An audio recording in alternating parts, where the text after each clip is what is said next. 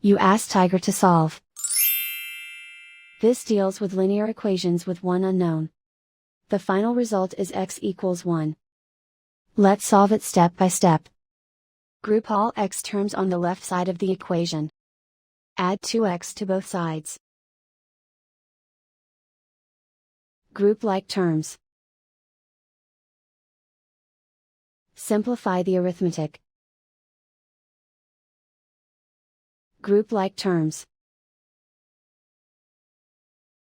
Simplify the arithmetic.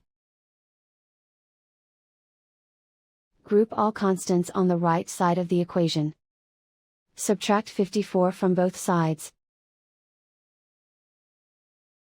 Simplify the arithmetic.